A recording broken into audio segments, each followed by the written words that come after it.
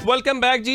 मुस्लिम league नून के बड़े young energetic रहनुमा वज़ीर मुमलिकत हुज़ैफा रहमान साहब हमारे साथ मौजूद हैं, जबकि पाकिस्तान तहरीक इंसाफ से सेनेटर डॉक्टर हुमायूं मोहम्मद हमारे साथ मौजूद हैं।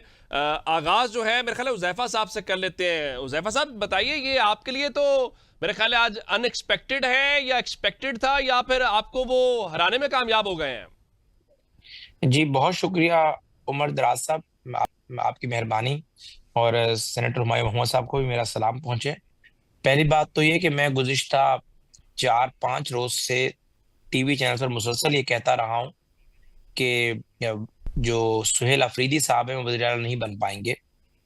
और ये भी मैंने कहा कि इनके 19 से 20 लोग हमारे साथ हैं। और ये भी मैंने कहा कि अली हम्म, अमीन गंडापुर साहब जो है वो या तो वो वज़ीर आला रहेंगे, अगर वो वज़ीर आला ना रहे तो ये केपीके में तहरीक इंसाफ की आखिरी हुकूमत होगी। ये मैं सारे दावे करता रहा हूँ पिछले 5 दिन में।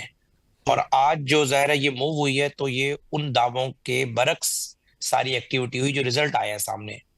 लेकिन मैं आज भी अपने दावों पर आपके दावे कायम हूँ। सारे गलत साबित हो गए? जी जी जी, मेरे अच्छा, दावे कायम गलत है? कैसे? साबित कैसे? मैं कह रहा हूँ जो रिजल्ट अभी आया तो उसके मुताबिक तो मेरे दावे गलत हैं, लेकिन मैं अपने दावों पर कायम हूँ। पहली बात तो ये है कि आइन का आर्टिकल जो है 133, उसकी सब सेक्शन 8 है, जिसमें लिखा हुआ है कि आप इन राइटिंग अपना इस्तीफा जो है वो भिजवाएंगे और गवर्नर उसको जो है एक्सेप्ट करेगा। और जब गवर्नर उसको एक्सेप्ट करेगा उसके हम्म, बाद कॉमन प्रैक्टिसेस हैं, कोर्ट के फैसले हैं, सुप्रीम कोर्ट की रूलिंग हैं कि चीफ सेक्रेटरी जो है वो गवर्नर की हिदायत पर उनका जो डिप्टी सेक्रेटरी ऑन कैबिनेट होता है, SNGAD डिपार्टमेंट के नीचे आता है, वो उसका नोटिफिकेशन जारी करेगा। और अगर गवर्नर चाहेंगे तो उसी वजीर आला को गवर्नर कंटिन्यू कराएंगे ताकि सूबे के अंदर कंटिन्यूटी रहे और तसलसल कायम रहे। तो ठीक। 1985 में आर्टिकल 134 और 35 डील किया करते थे, लेकिन आईनी तरामीम आई 85 में, 34 35 निकाल दिया गया। और अब आइन का हम्म, आर्टिकल 133 है। तो तहरीक इंसाफ के दोस्त आइन के आर्टिकल 33 का रेफरेंस दे रहे हैं, लेकिन ये नहीं बता रहे इस आइन के आर्टिकल 133 की रोशनी में कानून भी बना और रूल्स ऑफ बिजनेस भी बना, जिसको हमेशा से फॉलो किया जाता है।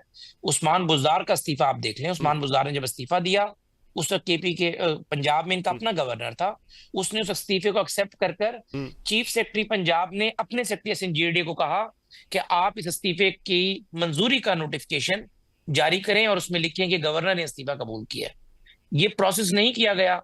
हम्म, आप आधी बात बता रहे हैं कि मीठा मीठा हपप कड़वा कड़वा थू, या ये कह रहे हैं कि नमाज ना पढ़ो, लेकिन कुरान में ये भी लिखा हुआ है कि अगर नशे की हालत में हम्म। हो। तो आप ये बता रहे हैं कि आइन का आर्टिकल ठीक। 133 सब सेक्शन 8 हमने पूरी कर दी। तो जो इस्तीफा भिजवाया गया उस ठीक। इस्तीफे पे गवर्नर ने एतराज लगा दिया। और अगर गवर्नर इस्तीफा कबूल ना करे हम्म, तो कोई ऐसी कॉमन प्रैक्टिस नहीं है हम्म, कि आप कहें कि असेंबली रूलिंग से इस्तीफा कबूल हो जाएगा और आप वजीर का इंतखाब करा सकते हैं। और मेहमद साहब, मेरे ख्याल से अगर मैं हम्म, गलत नहीं हूं, हम कल किसी प्रोग्राम में थे तो मैंने कहा कि ये इतने लोग हमारे साथ हैं, तो इन्होंने कहा कि मैं कोई धमकी नहीं दे रहा लेकिन हकायक बता रहा हूं, अगर किसी बंदे ने बानी के खिलाफ वोट दिया तो वो केपीके में रह नहीं सकेगा, और इस तरह की डिफरेंट बातें की।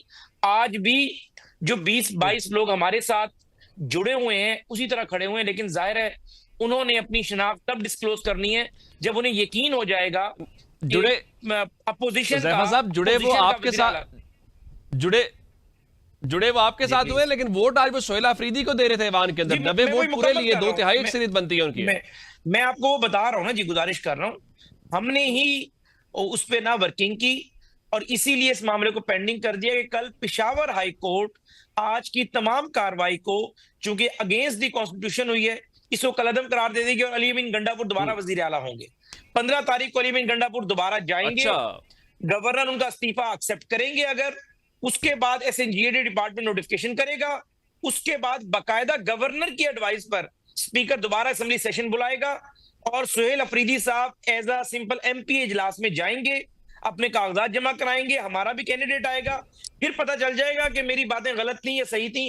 वो 20-21 लोग हमें वोट करते हैं या नहीं करते। अभी तक तो ये जो इन्होंने टोटली काम किया है, ना हम इसके लिए तैयार थे क्योंकि रात ही गवर्नर ने इस्तीफे को रिजेक्ट कर दिया था, और ना हम ये चाहते कि ठीक। एक दफा वजीर आला की जो तब्दीली के दौरान जो नया वजीर आला मुंतखब होना है हम इस प्रोसेस के अंदर अपने 20 लोगों से वोट डलवा देते और फिर वही वाला काम होता जो हमजा शहबाज साहब के टाइम हुआ था, सुप्रीम कोर्ट ने उसकी तशरीह गलत कर दी और सारा मामला फिर और तरफ चल पड़ा।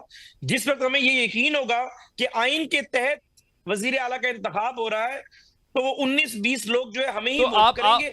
और ये आप देख अपने लीजिएगा, लोगों को ये कह रहे मेरा हैं कि उनकी क्लिप आप शनाख्त भी आ रिकॉर्ड कर जाएगी। लें। बिल्कुल ठीक है, ये आप मेरा क्लिप रिकॉर्ड कर लिया, मैंने तो हुज़ैफा अपनी साहब बात- रिकॉर्ड कर और लिया। और मैंने अपनी वो सब बातें खुद अपने मुंह से कही जो कि आमतौर पे अमूमी तौर पे सियासतदान नहीं करते।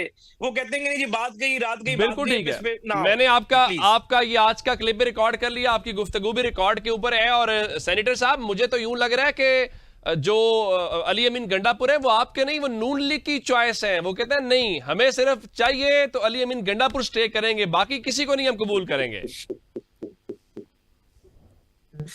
बिस्मिल्लाहिर्रहमानिर्रहीम, इय्याका नअबुदु व इय्याका नस्तईन। वो तो है कि आसमान रंग बदलता है कैसे कैसे, ठीक है। देखिए, इस तरह है कि मैंने धमकी नहीं दी थी। मैंने एक बात बताई थी, कोई अगर इसको धमकी लेना चाहता है तो वो नहीं, मैंने ऑफ धमकी में नहीं कहा। जैसे मैंने ले कहा ले आपने ले। कहा था मैं धमकी नहीं मैंने दे रहा, सिंपल आपने कहा मैं धमकी नहीं दे रहा। मैं इसकी वजाहत मैंने हाँ, कहा कि मैं आपने कहा कि हाँ, मैं ठीक है, धमकी नहीं ठीक है। दे रहा, मैं ये हकायक बता रहा हूँ। मैंने ऐसे नहीं कहा आप धमकी दे रहे थे। बिल्कुल बिल्कुल बिल्कुल बिल्कुल। सबसे पहले तो मुझे अच्छा लगा है कि हुज़ैफा साहब एटलीस्ट इनके अंदर एक एक डिसेंसी है। इन्होंने एक्सेप्ट किया कि for the time being as of now इनके सारे जो प्रिडिक्शंस थी वो दरी की दरी रह गई, ठीक है। अब आगे बात पे देखिए, इस तरह है, मैं आपको एक चीज बताता हूँ। Governor is a constitutional position. उसका जो एक किस्म का जो रोल है ना, वो सिर्फ ये है कि आप रिसीव करना है। वहां कहीं ये नहीं लिखा हुआ, किसी जगह नहीं लिखा हुआ ही has to accept the resignation. ये रेजिग्नेशन इज अ फॉर्मेलिटी। आप, एक होता है कि आई एम टेलिंग यू या आई एम आस्किंग यू। एक होता है मैं पूछ रहा हूं आपसे कि मैं ये काम कर सकता हूं या नहीं कर सकता, आप हाँ या ना कहेंगे, उसकी बेसिस पे वो काम करूंगा या नहीं करूंगा। एक होता है मैं आपको बता रहा हूं कि भाईजान मैं ये काम कर रहा हूं, that is for your information only, कि मैंने ये कर दिया है। उसके बाद मैंने काम कर दिया। अब उसके बाद ऑटोमेटिक एक सिस्टम है। वो सिस्टम क्या है कि जो स्पीकर है वो बुला लेता है और उसके बाद इलेक्टोरल प्रोसेस होता है। तो ये सारा सिस्टम हो गया था और उसकी वजह ये आपने देखा होगा कि अगर तो ये सारा हम गलत कर रहे होते और ये थी तो नॉमिनेशंस वगैरह ना जाती। नंबर 2, देखिए बात ये है, इनके अपने कोर्ट्स हैं, वो जरूर कोर्ट्स में जाए, वो जरूर करे। और मुझे पता है कि वो कोर्ट जो है ना, जो अनकॉन्स्टिट्यूशनल कोर्ट्स हैं, वो चूंकि एग्जीक्यूटिव कोर्ट्स हैं तो वो मोस्ट प्रोबेबली इनकी ही बात मानेंगे। लेकिन having said that thing, there are many cases in the Supreme Court जिसमें आपको वो बताया जाता है कि जो जब इस्तीफा दिया जाता है that is only for the information and nothing more than that. उसमें कहीं नहीं लिखा हुआ। और जब खामोशी होती है, उस जगह पे खामोशी होती है, दैट मीन्स के इसके बाद अब ये प्रोसेस दोबारा स्टार्ट हो जाएगा। अच्छा, मेरे ख्याल में जो बुज़दार साहब की ये बात कर रहे थे वो पूरे पार्लियामेंट की डिसोल्यूशन थी। बिल्कुल ठीक, बिल्कुल ठीक। गुफ्तगू का सिलसिला जारी रखते हैं, ब्रेक लेते हैं और ब्रेक के बाद वापस आते हैं।